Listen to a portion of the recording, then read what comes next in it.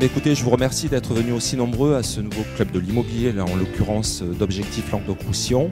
Un sujet visiblement qui est d'actualité, puisque avant même de préparer et en préparant cet événement, il y a eu beaucoup de réactions, beaucoup d'engouement pour ce débat. C'est les coûts de construction qui ont augmenté de 60% en 15 ans. On va avoir des demandes qui se situent dans un budget, et ça c'est du concret. Avec 200 000 €, il faut être capable de les loger, de leur apporter des solutions de terrain, de leur apporter des solutions de maison.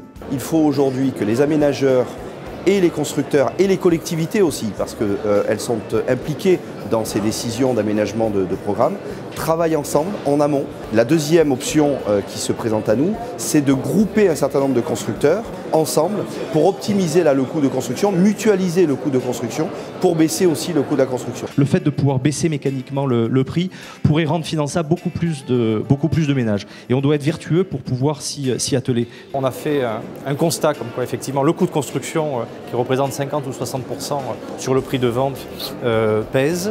Aujourd'hui, nous avons évoqué des assouplissements sur les règles constructives, les réglementations thermiques, les règles des parkings, l'accessibilité. Ce sont des sources, des solutions pour faire baisser le coût de construction. On a une prise de conscience aujourd'hui collective. Au niveau de l'État, on attend nous quand même des retombées un petit peu plus rapides et un travail de concertation entre les municipalités et nous promoteurs. Mais je pense qu'on partage tous les mêmes objectifs, c'est de loger nos concitoyens.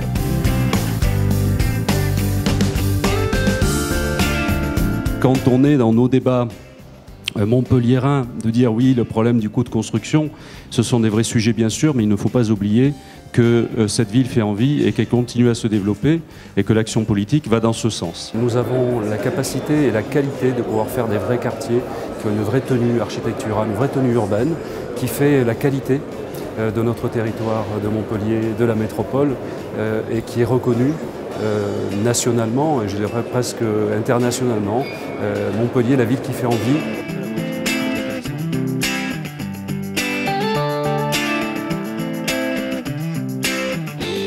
On a un climat qui nous conduit à construire des bâtiments pour lesquels on va rechercher une inertie.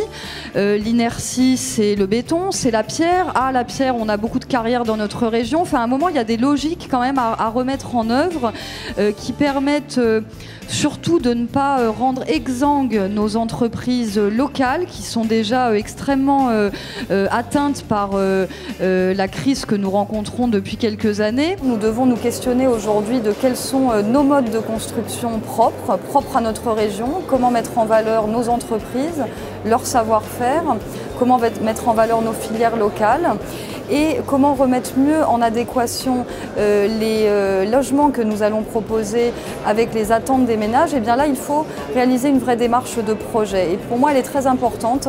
Cette démarche-là, elle ne coûte pas d'argent. C'est une démarche intellectuelle qui permet de réfléchir au logement que l'on va donner et au cadre de vie que l'on va proposer aux citoyens.